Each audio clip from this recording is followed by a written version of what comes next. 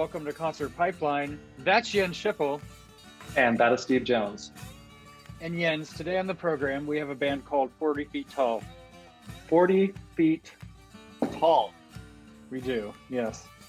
And fun thing about this interview, I interviewed the whole band. They were all together. And they all standing on top of each other? They were, and that's how they got to be 40 feet. You are good at this. I don't know how many people that equates to being in the band, but like if they're all like super tall, like if each one is 20 feet, well, okay, that's easy. They're just two people. It's two. Yeah, it's a duo. Yeah. That works. But if they're all like 1 foot tall, you know, and then you have 40 people. That is a big band. That's a lot like of people like freestyle style band. Yeah, I know. And it's like, holy shit. I mean, if the band is that big, I've got to imagine that concert tickets would be outrageously expensive because you're paying for 40 people in the band too, right? Yeah, absolutely. And the guest list on that, you know, you don't even want to go there, right? So, right. So if you have 40 feet tall, and let's just say each person is 6 feet tall, that's 6.66, members of the band. So 6.66. Oh, dude. I know, number of the beast, right? Maybe that was intentional. Is this some kind of satanic band or something? It could be. Anyway, so we'll get into the 40 feet tall interview in a minute, but I do want to say that I interviewed the band from within a closet in an Airbnb that girlfriend Tracy and I stayed at. I had scheduled it for 8:15 in the morning and thought I would be available at that point, let's say, and then I was like, oh yeah, we're going to be on our little getaway at that point, but I didn't want to reschedule because I knew all 5 members are going to be there, and I didn't want to jerk their schedules around, so I was like, I'll make it work. And on the property, there wasn't great there was no cell service up where we were staying, and then on the this is a property outside of Santa Cruz in Aptos, and so I was like, I went down to the beach 15 minutes away, and I was like, I can do it by the beach or something and just do it on my phone. And the cell service wasn't amazing there. I eventually found a spot in the closet where I guess the router may have been on the other side of the wall or something. I don't know. It was the best. I did speed test, and it was the best spot I could get. So we're going to get some of that in this interview of, skipping. And did you get any photos? Did you get any selfies or something while you were? I have a picture doing I this can in share. The closet. Okay. Yes, I do. I can absolutely share that with you. But I would like to know what was in the closet with you. Like, this was an Airbnb, right? This was an Airbnb. This wasn't like the owner's personal closet that you had to break into that you don't have access to, right? No, this is kind of a combo closet with, / kitchen. It had a mini fridge. It had a coffee maker, a microwave as well. So, it was some of that. But, you make it work when you need to. And I didn't bail on the interview. So that's what's important, right? Fantastic. Yes, it was quite fantastic. I need that visual. Here's the visual. Oh, that's a nice closet. It worked. It worked. Looks like a room. That's a closet. Yeah, I don't know if I have a wider. I don't think I have a wider shot of like a walk-in like closet in the bedroom or something. It was a bit of a walk-in. I mean, it wasn't huge, but. I was thinking broom closet, like you had to throw out like Pine Sol and a pail and a broom and the mop and everything just to fit in there. No, I didn't have that. I was able to sit a chair in and set up the iPad on the shelf and everything to do the interview. Oh, very nice. Apologies for any quality issues, but it was a fun chat. Before we get into that, Jens, I have a story for you. Okay? Yes. You have been teasing me with this story for a bit, and I can't wait to hear it. Yes. So yesterday. I did, I guess, ultimately the first real in-person event that I've been to in over a year with my girlfriend Tracy and the kids. We went to the Sacramento River Cats Park where there was a AAA game between the A's and the Giants. Wow. Not the main teams of the A's and the Giants. I got the email and I'm like, oh, A's and Giants, Battle of the Bay. I love it. Spring training sort of thing. Right. And then I look at the tickets. I'm like, those are so cheap, and I bought 4 of them, right? And and then I look closer afterwards, and I'm like, oh, AAA. Okay, got it. Whatever. Anyway, a game's a game, right? Like it's about getting out to the game and having fun. That's hilarious, dude. Yeah, yeah. Well, so we go to the game, and we go in. I mean, we're in the line to get in, and my son then decides he really has to pee, and I mean, we're like 3. It's a small line, but we're like 3 people back, and I'm like, just hold it. And Tracy was like, go let him pee in a bush or something. I'm like, we're right here, we can get in, like we can do this. And I'm like, just hold it, buddy. Get up. The guy at the ticket, he has a little scanner because you use the QR code and everything, right, for your tickets.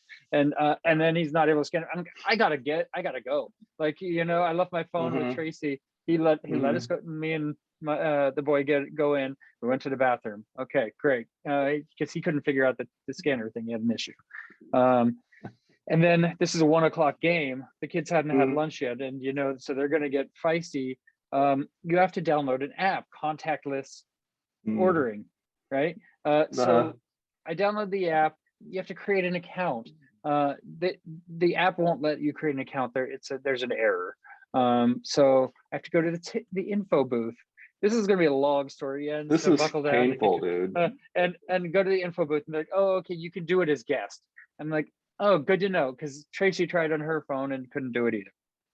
And so we were able to order as guests, but in the ordering app, we're near the food booth, right? And we're like, okay, we'll get a couple beers and we'll get food for the kids right now. There were 3 places you can get food, and I didn't want just a hot dog. So I was like, Tracy, you figure out our food. I'll get food for the kids, but we'll get beers too. And in the app, it only had Bud Light. And but Tracy's like, I see IPA there.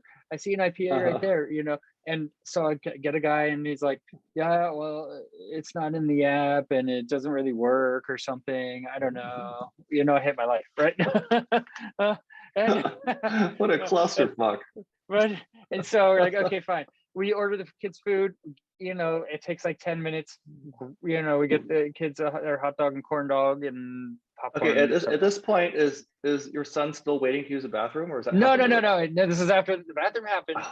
The bathroom is one. Did he make it? He did make it. Yes. Oh. So we're good to have. Good. So kids get food, luckily, and then we're like, trying to get Tracy to order, her, food for us. We order a couple orders of chicken fingers and tots and 2 beers. That's it, right? And at the same time, it's the beginning of the first inning, and I go sit down with the kids, and she's standing up near the top, pacing and waiting for a while, and it says you're supposed to wait to get a text to pick up your food, and by the way, my text for my order for the kids came 20 minutes after I had already picked up the food, so it's on point. Saying it's ready. But hers, she waited 45-50 minutes to get the text that's saying that it's ready, and then but the system was fucking broken, and her food was not ready at that point. So she's standing up there and just hanging out, waiting, and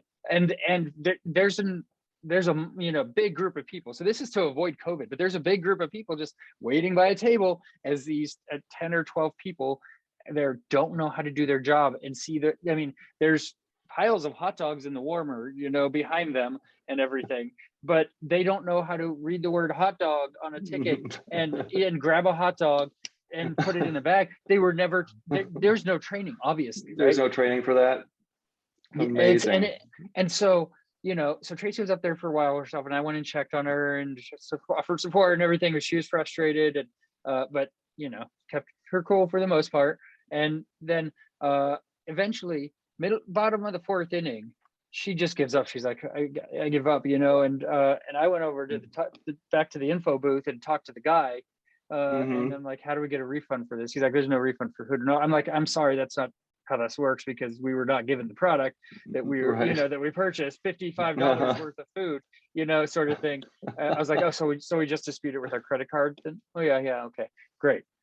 You know, and I went back and checked a couple of, and I just never saw, you know, the food. You know, unless it came up while we left at one point or whatever, but there were tons of people with same situation. They would cheer every 4 minutes when one order was successfully pulled out, you know, and Mm-hmm. delivered just to someone, you know, they would Uh-huh. cheer because What does everybody that was just so mean? frustrated.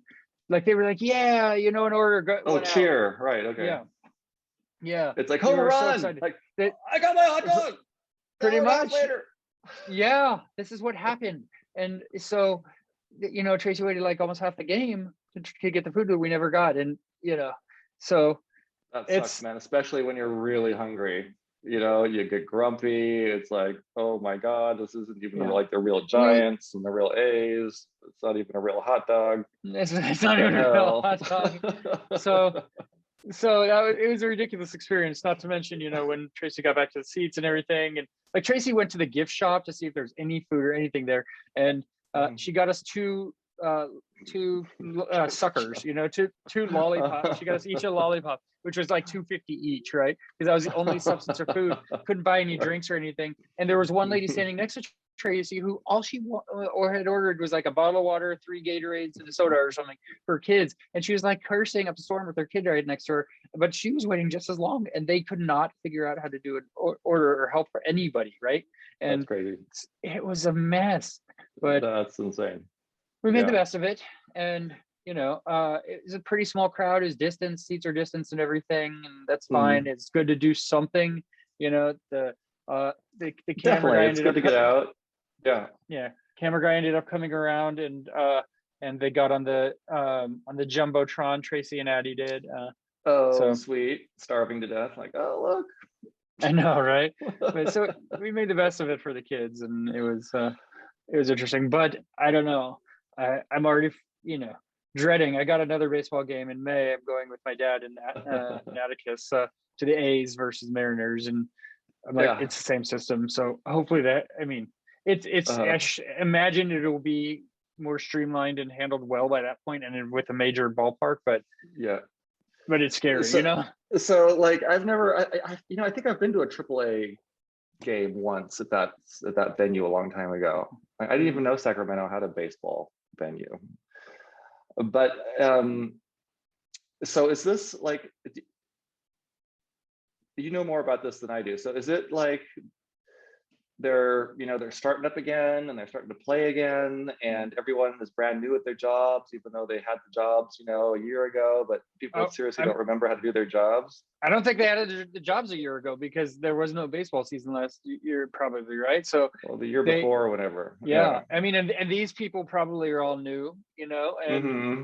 uh, Mm-hmm. I'm sure they didn't keep their job, you know, from 2 years ago. You know, they had to find, Yeah. those people who worked there before had to find new jobs. Yeah. So Yeah. Yeah. I can only imagine, because no one had any training at all. Yeah. And this is the second game of the season, I think. You know, there's one on Wednesday, but this is Mm-hmm. more people on a Saturday, but still not a lot, right? Like this Yeah. is not Yeah. hard. Yeah. And if it were me managing this, right, I would have seriously like just been like grabbing some hot dogs and giving food out to whatever. What do you want? Okay, you want a couple of hot dogs, you know, whatever, and then bite the bullet and fix the problem later, right? Because Mm-hmm. Mm-hmm. everybody was justifiably angry, but they were not handling it well either, you know? Yeah. I Like, mean, number one, like, don't have people use an app that doesn't fucking work. If this doesn't work, and don't do it. people are paying real money for this food, right? Like, I mean, Yeah. ballpark prices, like it's Yeah. not a joke, but it's Uh-huh. really, it was really a messed up situation. And you know, Yeah. but it's not these people's fault that they don't have training, but Mm-hmm. it was a mess, you know. So Yeah, it's a total mess. That reminds me of something, something similar, not not nearly as bad, but this was, I don't know, a couple months ago, um, when they were just starting to allow like outdoor seating. mhm. Like restaurants were just allowing, I mean, it was probably more than just a few months ago. But anyway, as so my wife and I went to a restaurant, and they had this, you know, they had totally dressed up the outside. So it was really cool to like, you know, hang out there, and everything was socially distanced. And it's like, oh, cool, you know, we get to order the pizza that we loved, you know, last year when we were here, and oh, this is really awesome. And we were really looking forward to having the same kind of experience at this venue that we had, you know, a year ago when we were there. It was completely the opposite experience. Like the same kind of thing. Like, these people completely forgot their jobs, and these weren't new people. Like, these are the real people, but they hadn't been working for like 6 months or something. So they were so out of it, like they didn't know how to make their fabulous pizzas like they used to make. Oh, that So sucks. yeah, so it's like, oh God, you know, this tastes like, I don't know, it just tastes like regular pizza. It doesn't have that extra little oomph, you know, That that made we it were looking special. forward Yeah. to. Exactly. It's like they like somebody lost the secret sauce or whatever, you know. Somebody Yeah. misplaced it. It's like, oh my God. But it's the same kind of chaos. And I mean, it was really evident that the whole rhythm just wasn't down like it was. And it was entertaining, you know, but I totally get it. Yeah, yeah, and I feel for everybody on. I mean, obviously the workers have it tough. They, you know, God, I mean, they have to be berated and being paid like minimum wage, I'm sure, for, Yeah. Yeah. you Yeah. know, for to work this sort of thing. And that's not a great feeling. They don't deserve that. But Mm-hmm. man, you get between people and their beer, and you got a problem, right? So Yeah, right, right, it's right. yeah. So Yeah, when you first good started talking about times. the app, I was like, Mhm, mhm. okay, we had to download an app so Atticus could use the Uh-huh. bathroom. Like, I was so confused. What? Oh no, you weren't giving up. Okay, got You it. got to make an account so your son can like pee. Okay, can't make an account. Oh, that would Account be error. a bigger problem. He'd be peeing on a wall for sure. So yeah, That's uh, funny. Well, good yeah, times, man. You got out and you got some sunshine and stuff, I imagine. I did. Lovely weekend. Yes, yeah, it was a good time out. So looking forward to doing more things like that in the future and getting a sense of normalcy back a bit, right? So, um, Definitely. well, let's bring in 40 Feet Tall. Like I said, the whole band was here, so you'll get to meet them. But they're from Portland, Oregon, and they have a new album called A Good Distraction. So let's bring them in now. How's it going? Hey, not bad. How you guys doing? Doing pretty Good. well. How are you? Can't complain. Excellent, excellent. Thanks for taking the time this morning. I appreciate it. Yeah, thanks for having us on. Hey, very cool. So let's start by talking about how you guys have been this past year. It's been a crazy year, and I know your last show was at the Satellite in LA, right? It was our last Show before almost COVID. Yeah, we had one in March, actually, like the week before everything shut down. Yeah. Here in Portland. Our last LA show was the Satellite, though. Okay, and what was the feeling like during that? You know, that show as it was winding down. Like, what was that like for you guys? People were wary. People were nervous. I think mostly it was just like, oh, you know, it'll be shut down for a week and then it'll be back to normal or something. And if that, and then yeah, we all thought 2 weeks it'll be fine. Yeah. And then here we are. Yeah. A year and change later. Like, we just had yeah, and oh, go ahead. You go ahead. Well, you're saying you just had, what did you just have? I mean, we hit the year mark, right? So It was just the year marker for COVID. Like March 16th was when I was like let go from my job, and I think March 8th was that when we had the show? March 8th was our last show, yeah. Yeah. So it all happened so quick. yeah, and so I mean, during this time, have you guys been working on making more music? What does this look like for you guys? I know obviously we have the new album that's out now, but as a band. Yeah. We've been writing a ton throughout this past year. We pretty much have another 12 songs on deck ready to go. So we're ready to get in the studio again. We made a couple music videos for the release for this one. It's honestly been a pretty productive year considering all of the worldly events that are against us. Okay, so I'm in a closet in an Airbnb. You know, had a little weekend getaway, and And then I realized that, oh yeah, we have the interview scheduled, and I was like, it'll be fine, it'll work. And and so I was driving around everywhere trying to find the best signal, and I found that actually the spot in the closet is probably the best I could find. There you go. Gotta do what you gotta do. So yeah, so appreciate your flexibility. Yeah. But let's go back. I mean, tell me about how 40 Feet Tall got started. I know you guys, kind of in a way formed in high school, right? Yeah, Jack and I, we were 15, 16, something like that. But you guys have been best friends since you were like children. You've known each other since like age 2 or something like that. And we just it was we were putting on we were in an environmental club in high school, and we were putting on a benefit show, and we were like, we should get a band, and then we were like, we should be the band. And then fill the void. Yeah, so that's kind of how it started. And we found out how fun it was, and we kind of got hooked. And then we all kind of went through different paths for a little bit, and then Cole and I found our way back together, and I grabbed this guy from San Francisco, and we plucked him from from Portland, but he also came from California. We're a bunch of California boys. Yeah.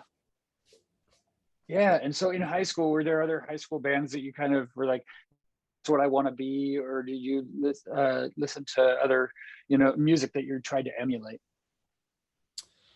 No, I mean, Jack and I were homeschooled, so it was like more kind of like a very small private school situation. So I wouldn't say that there are a ton of other bands in our school, but it was like, we definitely had some bands that we kind of looked up to, played with, whatever.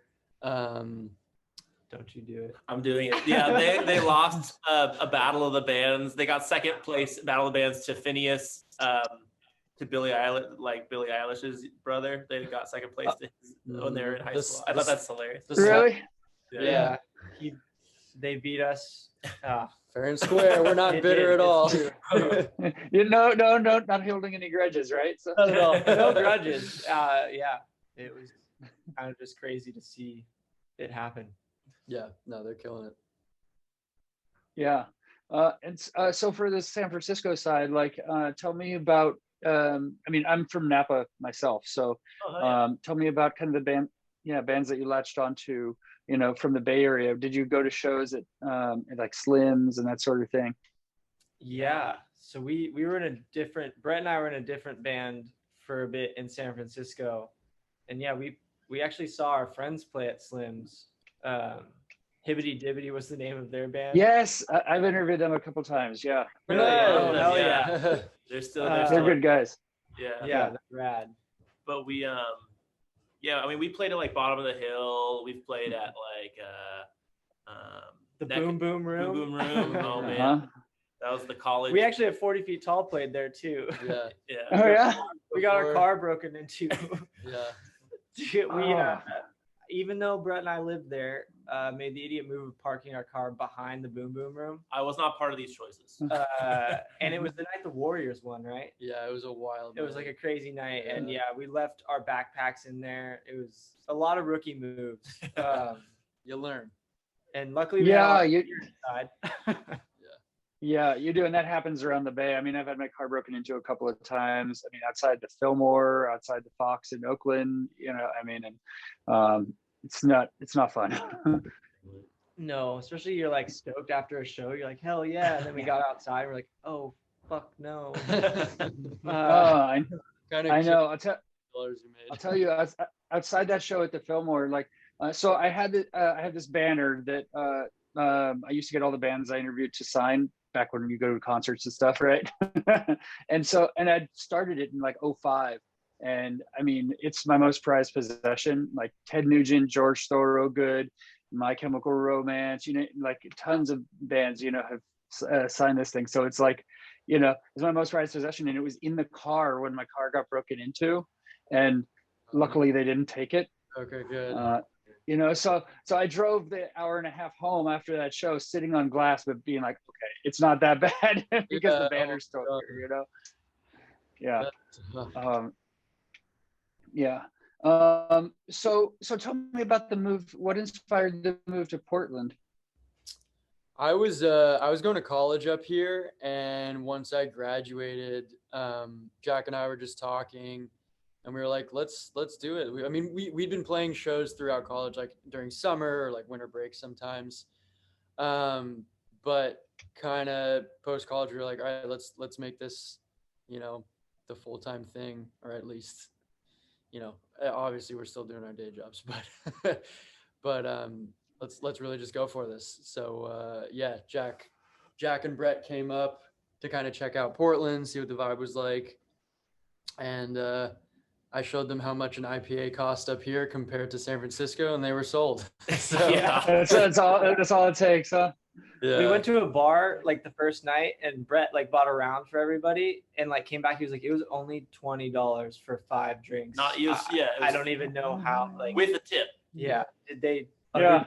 And Cole's like, no, this is Portland, Yeah. and that actually really did help. Yeah. Hey, you got to have that for sure. Yeah. And Cole, you did a semester in France, right? I did. Wow. Yeah. Yeah, in Strasbourg. Yeah. Yeah. Tell me about that. Like, what were you studying out there? I mean, how was the music?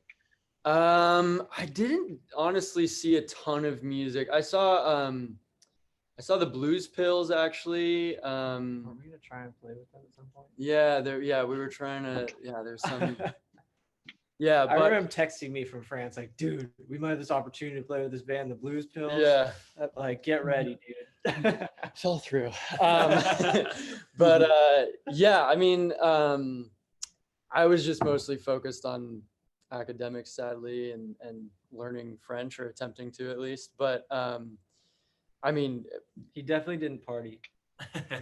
France, No, not at all, huh? Oh no. Yeah, all I just hitting the books.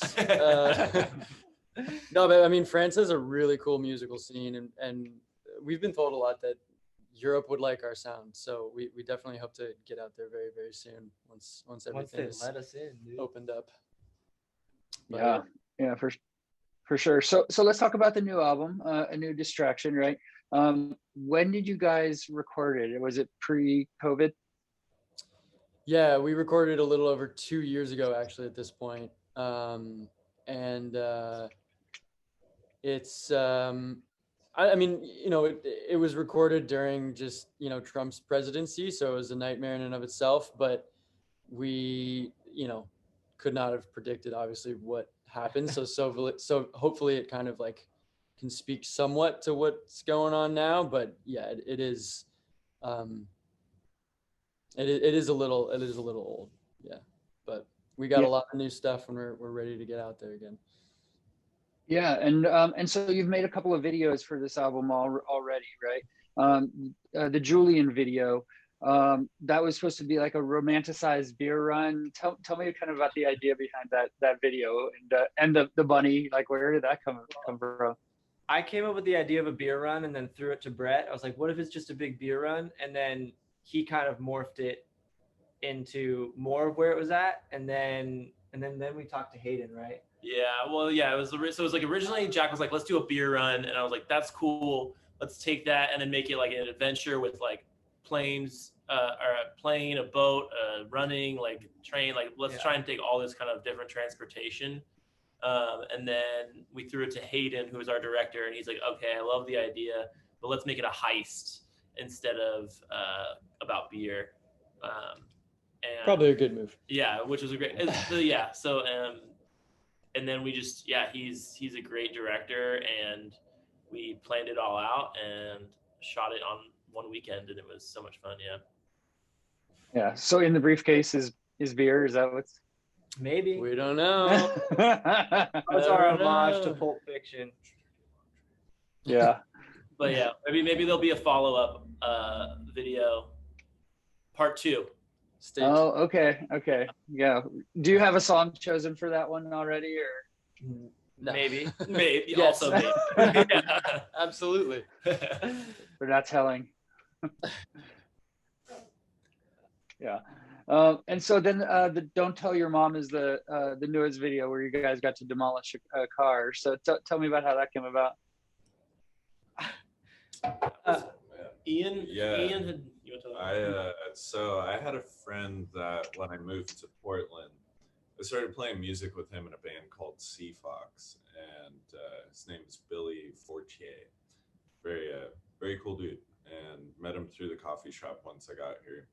Started playing some shows. That band kind of fizzled out after some time, and after the pandemic hit, there was a good amount of time where I just didn't even talk to him.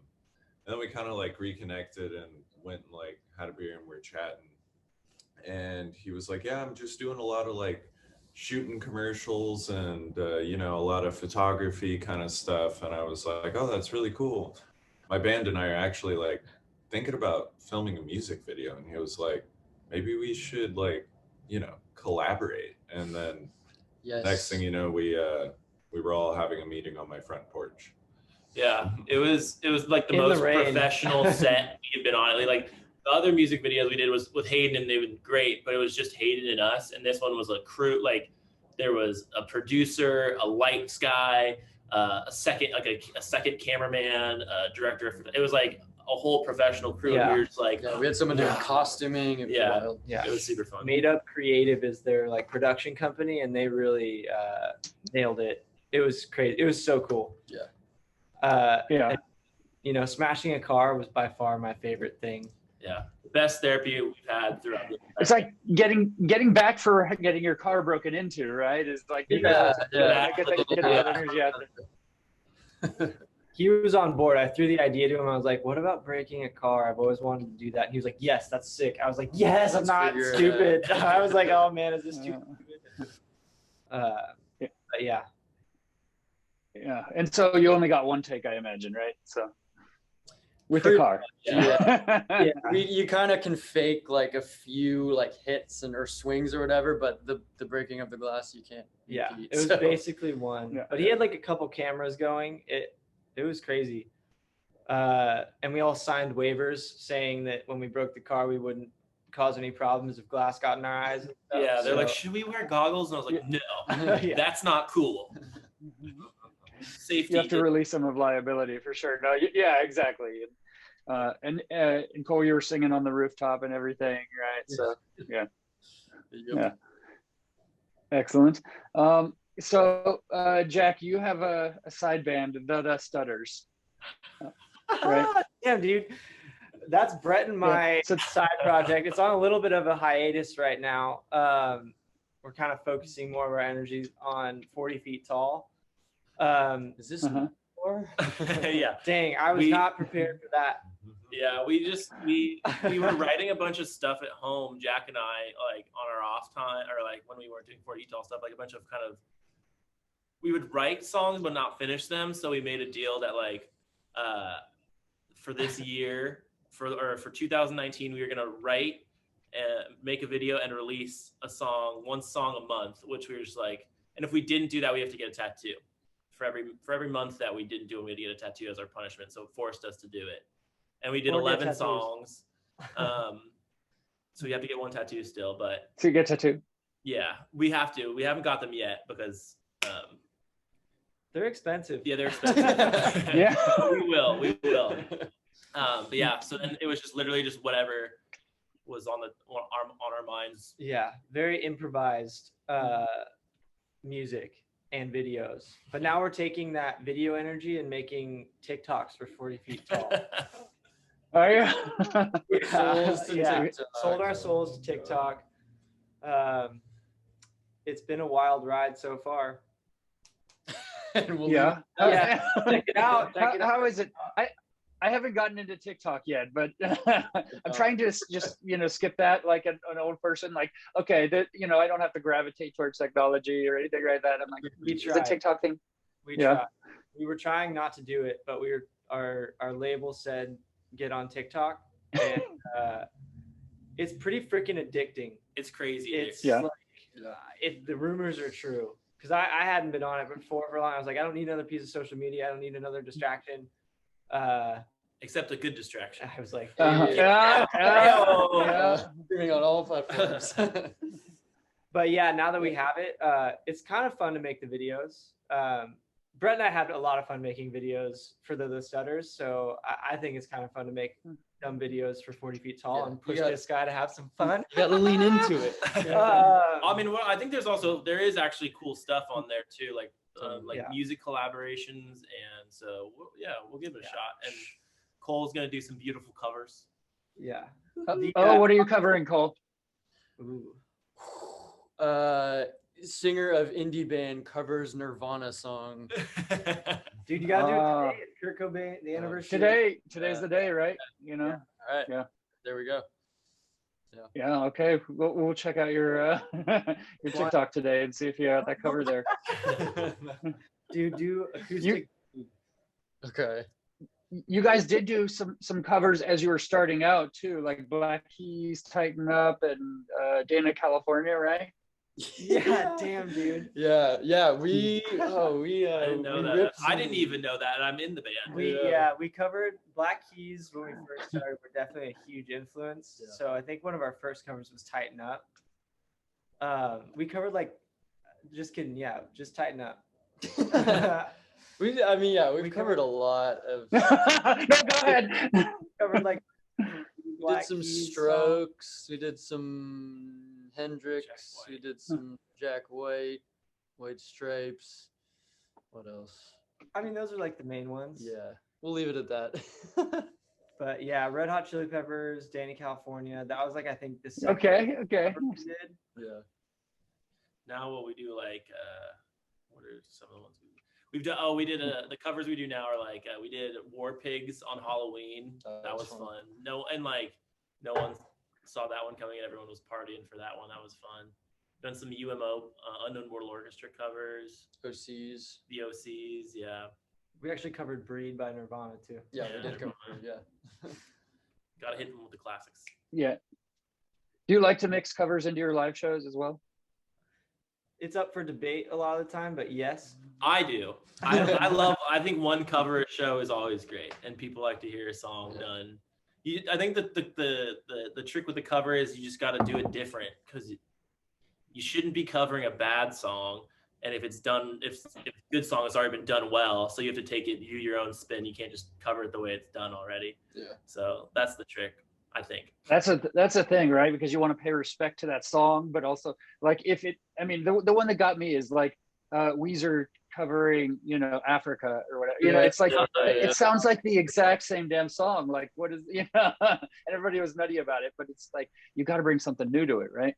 Yeah. Yeah. I was ready for some pork and beans solos type stuff on there. It did not happen. No. And then they went and did a whole covers album. They're like, this is working, so we're gonna go with it, right? So Breezer, are you okay? Yeah. Yeah. What are your favorite concerts that you guys have been to? Tame Impala and Unknown Mortal Orchestra at the Greek Theater. Oh, that's a sore subject. Jack and I had the opportunity to go to that one and just decided we didn't want to spend money on it. Yeah. And then the day of, we were like, oh no, we want to go. And we couldn't get tickets. That's the worst. Yeah, a lot of FOMO there. My favorite, I saw Cage the Elephant before they were big at the El Rey in LA with Cole. Yeah. And some other friends, and it was honestly to this day one of my favorite shows. The amount of energy, it was crazy, moshing, people jumping on the stage. I think people climbed the light rafter thing. Yeah, it got pretty nutty. And one of my absolute favorite shows. It was pretty cool. And I think I was sober, so that was really wow. Okay, then that speaks volumes. Yeah. It was super cool. We were 18. I think even younger. I think it was I was it was one of my first live shows without parents. Really? So I was 24. No. Damn, I was not ready for that.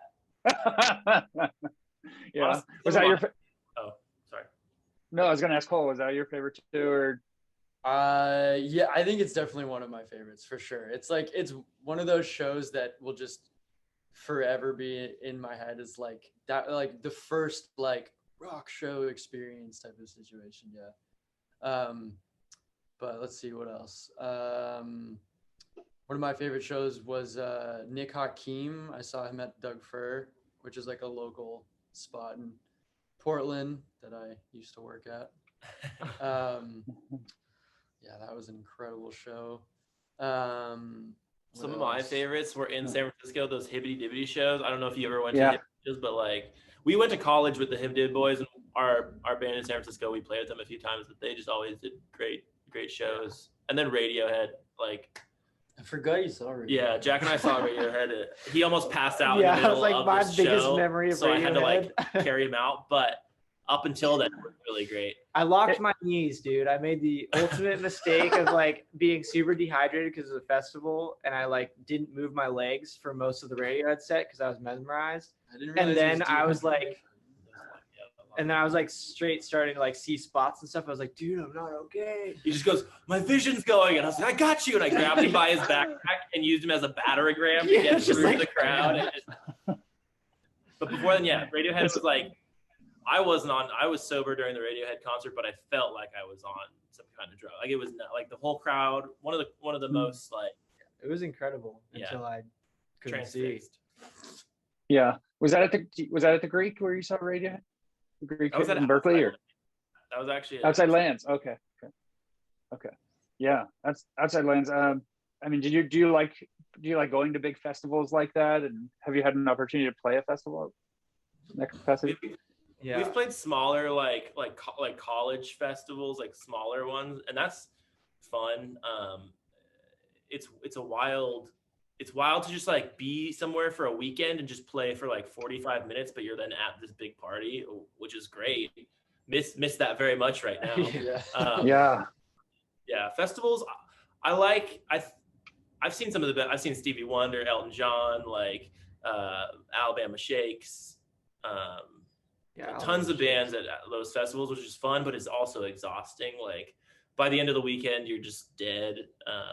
I like festivals. I feel like they've gotten the music that I'm interested in isn't as much in the festivals anymore. So I don't know about now, but when I was like 5 years ago or 6 years ago, oh dude, it's probably more than that when I was going. And there was like more rock bands and stuff. I definitely enjoyed it because I feel like it's expensive up front, but you get to see so much music and hang out, and it's like kind of all the best elements of a concert wrapped into one thing. I do agree with Brett though, it is exhausting by Sunday. You're kind of like, do I really need to see that band, or is like sleeping more important? Always see the band. Yeah, absolutely right. And like, there's a couple of bands that you really want to see each day, but then a lot of the others you don't know, or you're like, okay, I can take a take or leave it sort of thing. But you're like, you got to see that band, and and then like you said, if you go to all 3 days or something, you're wiped at the end. And it's the beauty of it too is when you can totally discover new bands. Like I remember we saw Whitney. The band Whitney, and they were like the first band on the first day on the smallest stage, and I was just like, oh, this is gonna be a good weekend. Like this is starting off so well, and I didn't know the band at all, so that's always fun about it too. Dude, we also saw Wolfpack. I was like, I didn't really know them very well, and I saw them. I was like, oh my god, this is incredible. Yeah, and Last Shadow Puppets, which is like Alex Turner from Arctic Monkeys side project. He played on a really small stage and just. God, I miss live just such a good music. performer. I know. Like, yeah. Like fuck, dude. This is getting me Talking excited. about This this, is I'm getting like, me so ah! excited to go to shows again. Yeah. It's so nostalgic. Yeah. What does it look like for you guys? Have you talked to the label? And I mean, things are starting to be a light at the end of the tunnel sort of thing, and bands are booking shows. And what does that look like for you guys? We're like talking to an agent right now to try and figure that kind of stuff out. It's still very much just like every day is changing, and like what spots are going to be open, and I think we're gonna try and reach out to some local places for like, at least in Portland, they have like outdoor bars that you can kind of play at. So I think we're gonna try and get in on some of those shows, at least for the summer. to like just to play in front of people again. We did one of those back in November, and it was really fun and cool, but also like one of the weirdest experiences. You're like seeing a bunch of people, but you're like, I'm not supposed to see you 6 feet, but like also. I mean, like, everyone's in their own little, like, literally they had chalk circles of don't leave this bubble. Yeah. And it was also November in Portland. Our fingers were freezing. Yeah, it was. But don't doubt it. That for the summer, I think that'll be really cool. Yeah, hopefully we get a lot of like little mini festivals and just people playing in the park 24/7, and that's the We're hoping for a Renaissance summer. Exactly. Yeah. Have you know, I don't know what the ages are and like how things are in Portland, but have you guys, you know, are you guys lined up to get your shots and stuff? Like, does that look good? I got my first one. I think most of us are eligible or have it. Yeah, today I think is the eligibility for me, so I'm gonna sign up now. Yeah, and I'm the last one in the band to get it, so we're rearing to go. Yeah, so by May we should all be fully inoculated and ready to not get infected. Yeah.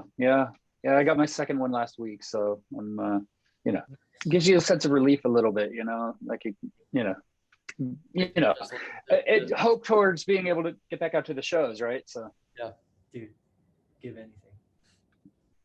Yeah. Ian, you have a side band called Pulp Romance, is that right? Yeah, that one is we've fizzled out in the past like year. Yeah. It was really fun playing with them. It's made up of a bunch of friends that I met when I first got here to Portland. And actually a member of Sea Fox, the band I was previously talking about with Billy. But all really good dudes. It was just like the pandemic hit everybody in a different way. And everybody's kind of on like an extended dormancy, I would say. That's how we met Ian, is he was playing in Pulp and we played a show together. We're like, that guy's really cool.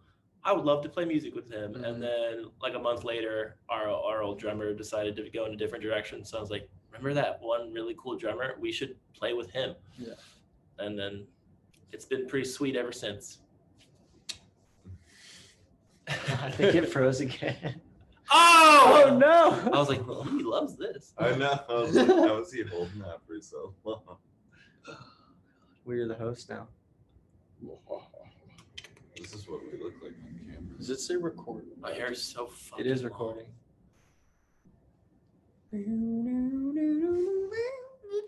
That poop really took it out.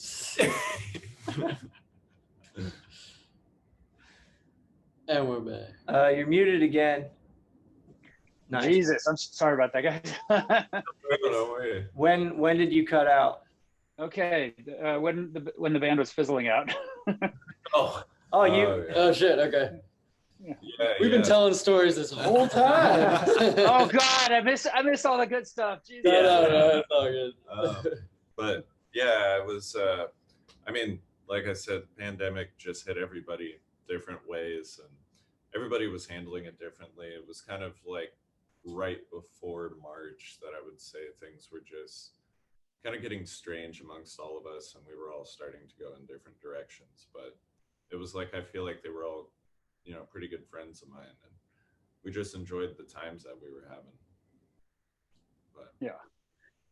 And has anyone told you have an uncanny look compared to Adam Driver? No, never heard it. We get a lot of random people on social media being like, Adam Driver's your drummer? I'm like, yeah, we'll play that up. Hell yeah. Yeah, why not? I'm sure I was the first. I know. I just. Hey, we're gonna make a good TikTok about it. Check it out. Hey. Oh, there it is. Okay, another reason to go to your guys' TikTok. I like it. Well, so what? Yeah. So as we wind down, what can you tell me about the new music you guys are working on? I know it's probably a ways out that we'll get to hear it, but what does that look like?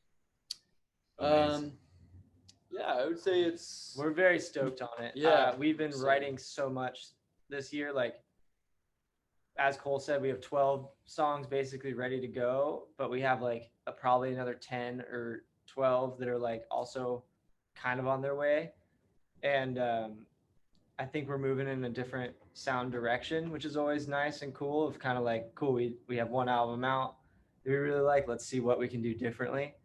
Yeah, I think every album we release, we want to have like a go, different, different sound, go further, try new things. Yeah. Never want to get stagnant. So this is definitely. Cannot wait to start recording the songs and like experimenting in the studio and do all like Big, all like, the fun stuff. Yeah, big like King Giz, Ty Segall, the OCs, Undermortal Orchestra, Parquet Courts influences, and just it's gonna be fun because the demos. I think we're just gonna get weird and experiment with some stuff and more, sounds that we haven't used before. Yeah. What did you learn from making A Good Distraction that you're planning to take into this new album? I think oregano is good for singing. I mean, I think we're gonna try and spend more time adding extra layers and different elements and having more fun experimenting with kind of like the sonic pieces and like the connecting the songs, making soundscapes. Yeah, kind of going more. I mean, I think what we learned in A Good Distraction was just how to be like efficient and like just how to be tight as a band when you record, and like when you're in that space, like how to just get as much out of your time in the studio as possible. And so I think we want to do that. And then now that we have more, take a little more time and layer and just get a little weird. Yeah, saxophone. Weird. Throwing, like first I've heard of it, I'm ready for it. Who's picking up the sax? Your boy. Oh yeah, Philip. Oh yeah. Oh yeah. He's a really good friend of mine. I've known him since like 7th grade, and it's just kind of strange how like throughout the time passing, we've like stayed in really close touch and always have like taken an opportunity to jam together whenever we're in the same town. He actually moved to Portland after high school, and I stayed in Santa Cruz. But yeah, he's an amazing tenor saxist and just all around person and musician. Yeah, I'm just outside Santa Cruz right now, by the way. That's where I am. So in Aptos. So awesome. Yeah, I was there for like 10 years before I moved here. Nice. Did you go to shows at the Catalyst and that sort of thing? Oh yeah, Catalyst was great. Until it wasn't. So it wasn't. I mean, it's like sometimes the sound there was just very like poorly done, and it could be like one of your favorite bands that you'd be going to see, and the next thing you know, it's like they just have like the shittiest sound behind them. So it's pretty unfortunate at times. But then again, it's like it was a great spot to go with friends and see Mac DeMarco like 12 times in a row. I mean, yeah. I saw Flogging Molly there once, and it was such a killer show. It was awesome. Crazy. Yeah. Which reminds me, you guys played Molly Malone's, right? Like, how was that? Yeah, dude. Jesus Christ. That was actually. Oh, that's the first show. That's the first show I ever met Cole at. Yeah, Brett came down. Brett was in LA. He wasn't in the band yet, and saw us at Flogging Molly's. No, Molly Malone. Wow. We can call it Flogging Molly's. I mean, it is. It's been. What was that? It is theirs. Yeah, you can call it Flogging Molly's. It is theirs, right? So, but it sounds like it's a part of your history too, huh? Yeah.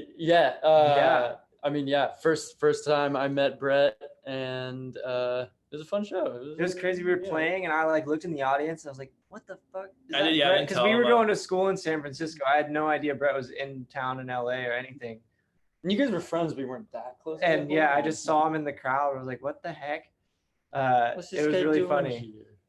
That was a fun show. As far as I remember. I think it was like one of our like summer like 2 or 3 Back shows college, that we would play in between a semester of college. Yeah. Awesome. Well, thanks guys for taking the time. I appreciate it. And thank you. the new album, Good Distraction, is a good distraction right now. So good to hear. Dig it. Awesome. Thanks, Thanks for man. having us, man. Thank you for having us Yeah. on. Well, you guys have a good rest of your day then. Yeah, and Yeah, back at you, hopefully man. see you out here again Yeah. soon for a show. Okay. Yeah. Sounds we'll good. keep in touch. Sounds good. Later, Bye. guys. That was the interview with 40 Feet Tall here on Concert Pipeline. And Jens, that takes us to the final segment on the program. What is it? Well, it's time to talk about some music news, Steve. We're going to discuss what's going on in the music world.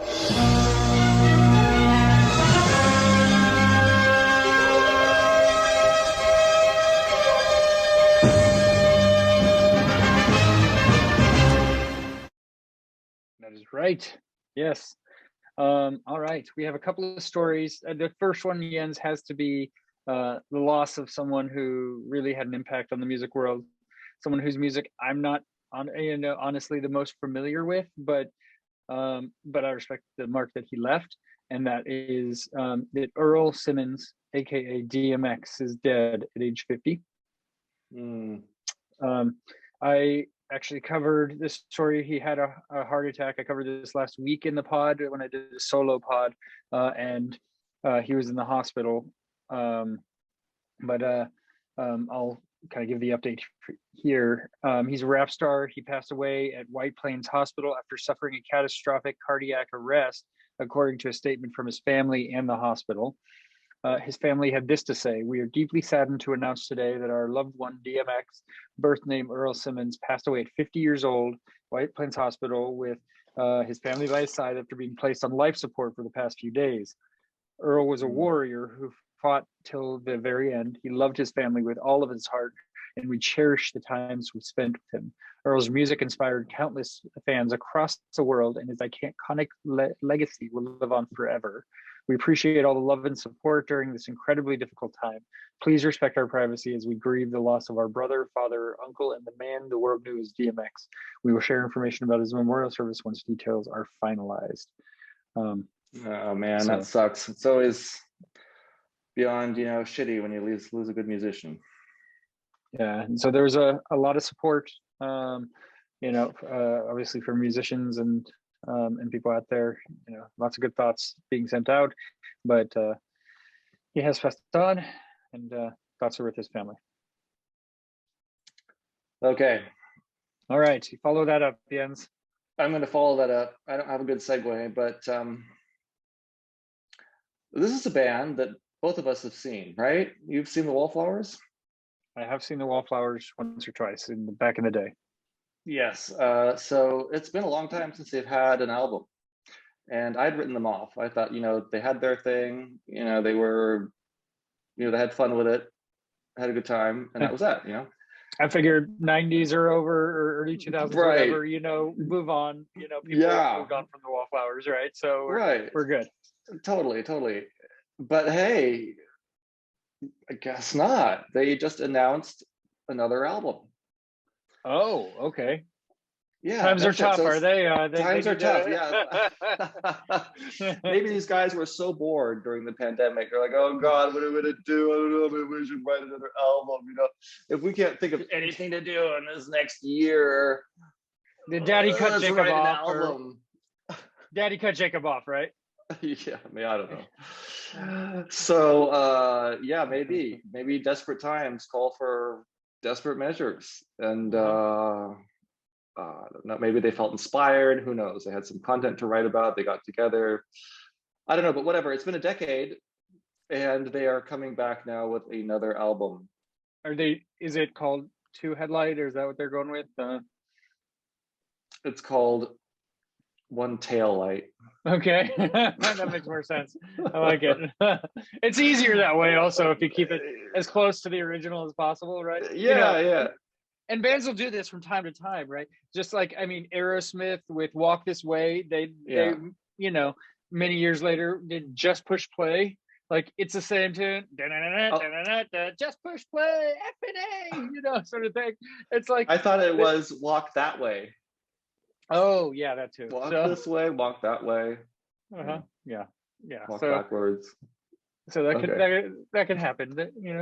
If they parodied, if they parodied themselves, I'm sure they would probably get better response to whatever's going to have here, but I'm interested in what you got. So go ahead. Gotcha. So, you know what? So you know me. I was a Dylan fan. I actually liked the Wallflowers. And I think I saw them once in concert, and then I saw them. I was too cheap to buy concert tickets the next time around, so I just went to the venue and listened from the street, which just was 15 minutes walking distance from my house. It's okay, I wouldn't pay to see them either. So, and there I was listening to them. And it was like having a sleeping bag over my head or something. It was so muffled, and I couldn't believe it. I'm like, this is just a canvas makeshift venue, right? There's just cloth between me and the band, and the sound was so bad. And I've seen bands in that canvas tent before, and when you're actually in there, it sounds good. Yeah. When you pay money you pay money, That's what I knew. It wasn't shitty equipment, but I don't know. I should have paid. I think I would have really enjoyed it, but I just I didn't want to wait like with 4 hours or whatever, because it's first come first serve. I think that's what I hated about that venue. So I didn't want to go super early and just wait for 4 hours and the band shows up. And I was like, no. I went there once, and because just around one of the times I interviewed Foreigner. Foreigner played in that same spot, and we had ticketed seats in that tent. So I'm not sure if it was always that way, but we had maybe it's changed. Oh, that's cool. Yeah, it wasn't like that when I was there. Yeah. So Exit Wounds. Okay, to answer your question, the name of the album is Exit Wounds. It hurt when they left the world, huh? I guess. When they left relevancy. Yes. So apparently this is a long-awaited follow-up to the 2012 Glad All Over on July 9th via New West Records. You know what? I didn't know that there was like people had been waiting for a follow-up. I wasn't holding my breath for the last 10 years waiting for this. Like I didn't pay that much attention to see if this was like waiting and just like could not, besides themselves with excitement towards this much anticipated follow-up release. Yes. I wish I'd known 10 years ago that this was something that I should be waiting for every year. What people are also waiting for is the Smash Mouth follow-up. So that's right around the corner too. So right, maybe they'll tour together. Don't doubt it. So anyway. Okay, so what's the deal with this? Okay, so Exit Wounds is the name of the album. The Wallflowers is much of my life's work, Jacob Dylan said in a statement, explaining that he always intended to make a return. Speaking about Exit Wounds, he said, I think everybody, no matter what side of the aisle you're on, whenever we're going we're getting political, is that what's happening? Maybe, I don't know.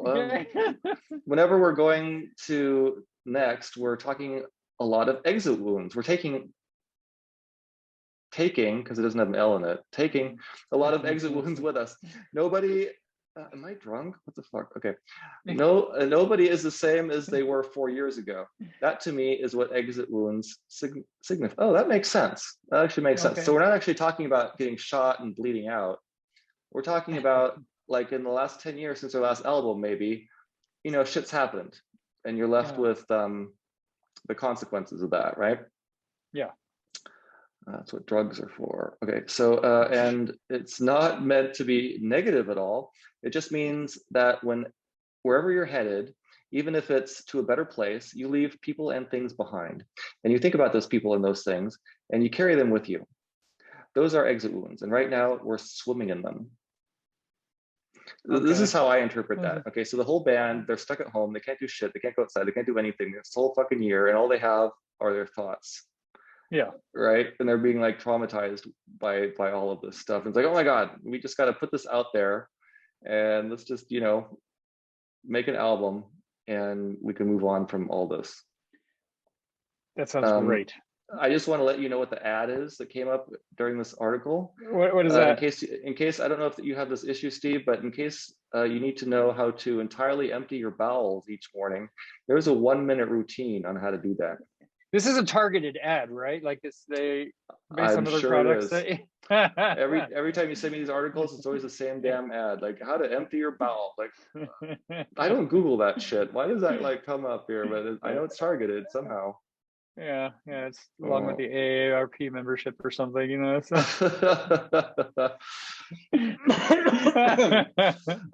Anyway, so we have that to look forward to. It looks like there are 10 tracks. Mm-hmm. And I don't know. That's all I got. That's probably enough on that one, I'm sure. That's probably enough. Yeah. We've talked about Wallflowers. Freaking bowel ad comes up 3 times in this article. I mean, the bowel ad takes up more space than the words do in the article. Well, it means you got to get it. So, much like the Wallflowers are making posthumous music, another artist is having music 5 years after he passed away, and that Let me guess, it's Prince. You were right. It is Prince. Oh, I had no idea, dude. You are on it, sir. You know what? Yes. I just said Prince because I happen to know it's the anniversary of his death or something is coming. It's just around the corner. Or maybe it's his birthday. I don't know. But his death birthday, whatever. Yeah, there was something I saw just real briefly. I don't know where I saw that, but I was like, oh yeah, it's Prince's something. So anyway, I have had Prince on the mind. I'm on the mind. Go ahead. Well, he's on other people's minds as well. And 5 years after his death, fans will hear new music from a previously unreleased album called Welcome to America, with the number 2. His new album won't be released until July of this year, along the same time, competing with Wallflowers, I'm sure. And Smash Mouth. Yeah. Fans can hear a clip of the new music. It was featured in 60 Minutes from this evening, actually. Let me see here. So there's Mark Romanowski is a guitar player in Sioux Falls, longtime Prince fan. Age of 21, his band Violet, he got to record at the famous Paisley Park in Minnesota, where Prince lived and recorded his music. And he said, I just feel as a Midwestern musician, he was just 3 hours up the road, or 3.5 hours up the road. He didn't live in England. He played in Sioux Falls at a club called the Revolution in 78 or 79 or 80. Just kind of wanted us in a weird way, like any other Midwestern musician. I don't know what this has to do. This guy was in a tribute band. The plaid thing reminds me of how I heard about the story. So he has this plaid place or whatever. I don't know anything.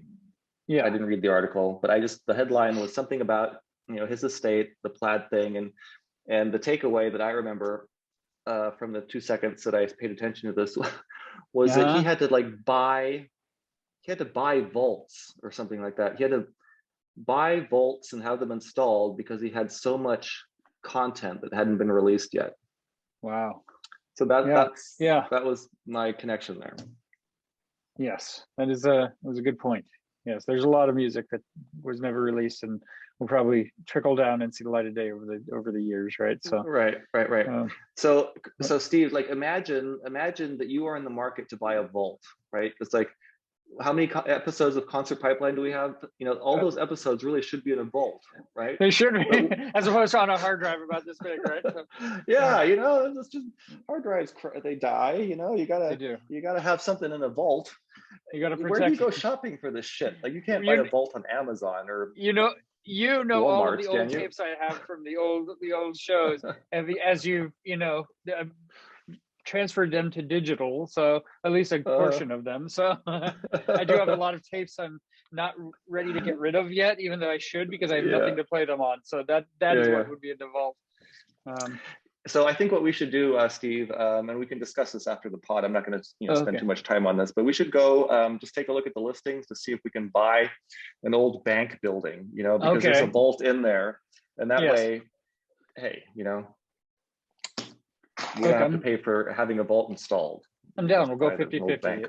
It makes sense. And then we'll leave a hard drive about this big in the Exactly. And we know it'll be safe. Yeah. You got one more story for us, Jens.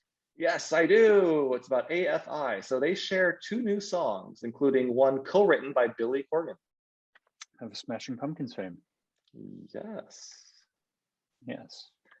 Okay, now we have a word that I don't know how to pronounce. Oh, good. This is unusual for you. Uh-huh. Dulceria? Dulceria. Okay. Okay. Dulceria, Go- Dulceria, I don't know, whatever. And okay, so that's one song. And the other song is Far Too Near. Precede the band's new album, which is coming out in June. You know, if I actually listened to the song, I probably would know how to pronounce it because I'm just assuming they probably, you know, use They the scream name it. of the song in the song. Yeah, probably. Okay. Yeah. You gave this article to me to share because you knew I'd have a hard time with that. I know you love pronouncing big words. Yeah, like real Yes. big words. Uh-huh. So AFI, they've shared a pair of new tracks, and they're coming out in June. What month is it? We just started April, right? We did. We were in April. What's the date? This is like 2 months from now. Okay, so like June 11th is when this is coming out. The new album is called Bodies. Okay. I don't think we've been waiting 10 years for this. Maybe. No, they put out music more recently than that, and Davey Havoc has a couple side bands too. You know, Right. he's continued to be relevant, I'd say. Then they're not on the Wallflower schedule. Okay, so speaking on the collaboration with Corgan, AFI guitarist Jade said, Billy and I have a great creative connection when we're writing together. It was inspiring to work with such a talented and legendary songwriter. And the song that I can't pronounce is a testament to that. All right. Yeah. So new AFI coming. Can we listen to this now? Yeah. I mean, can you play it or? Yeah, I don't know. I have to play it through my ears. Like, can you do that? Yes. A little loud, but yeah.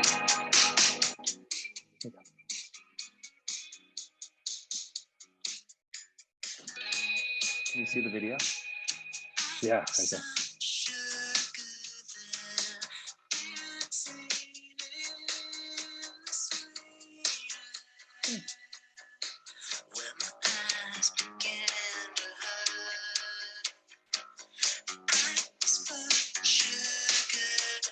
Yeah, okay. Okay. That sounds good. I can listen to that.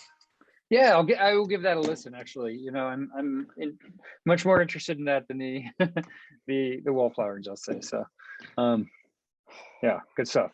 I got one more story for you, Jens. You got a little itch there? Yeah. I have a little itch, but I am excited about these stories that you always work so hard to procure, curate, and to wrap up the episode with. So hit me up. What do you got?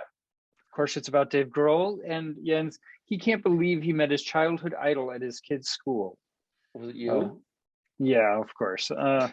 So when we've reached the stature of Foo Fighters frontman Dave Grohl, it's not uncommon to meet other musicians at music-related events, of course, but he revealed that he met his childhood idol at his kid's school.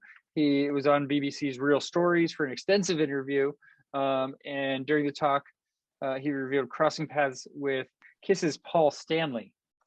Oh shit. Yes. Okay. According to Grohl, he'd gotten into Kiss thanks to an older cousin, immediately thinking, this is rock and roll. So fast forward a few decades, and Grohl finally crossed paths with Stanley, not on a concert stage or award show, but rather at his daughter's school. He recalls, I'm taking my daughter to school, and who's there in assembly? Paul Stanley. As much as I tried to seem unfazed and like any other dad in assembly, as the kids are singing Kumbaya, I was standing next to the man whose face was a poster on my wall growing up. If it weren't for this guy, I don't know if I'd be playing guitar right now. Wow. Yeah, and so he said 40 years later, his love of Kiss is still strong. I mean, he was really excited to meet Paul at his kid's school. That's so, pretty I mean, fucking cool. Yeah. It's great that, you know, even people who you're a big fan of, I mean, obviously they're big fans of things in their own right as well, and still they're able to have that excitement from those interactions, just as I was when I met Dave Grohl, right? Exactly. I'm trying to remember, what was his? Was he the drummer in Kiss, or he was a guitarist? He was a guitarist. Okay. Yes. Right. So yeah, Kiss is on my list, man.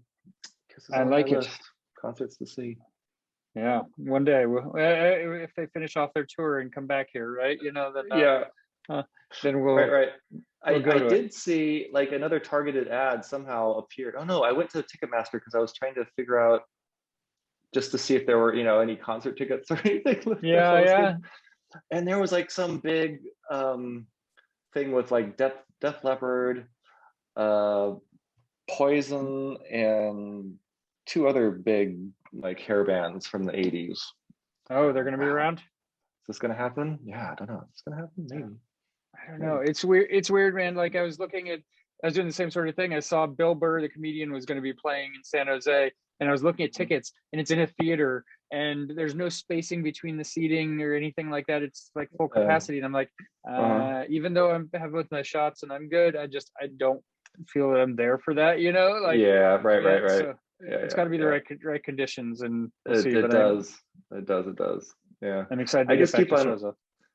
I just keep on wondering, like, if anyone is looking at the bigger picture, like if people like at the top executives at Ticketmaster or something are trying to look at the bigger picture and like map out when everyone is going to be vaccinated and ready to buy tickets and go to shows, because they want to maximize the profits and stuff. So they want to figure out what the timeline is. So I'm sure they're in the weeds with that stuff and have to be. Figure out if they're going to be a bunch of tickets going on sale towards the end of the year for shows in 2022 or whatever. We'll see. They're trickling out, so we'll see what happens. But I will tell you that next week on the program, Jens, we have two guests together, an artist named Fried Monk and an artist named Beautiful Fortune. They came together. We had a really good chat, and actually after the interview, they both emailed me and were really appreciative of the interview. So I'll just drop that there. That was nice to get. So did you interview them in the closet?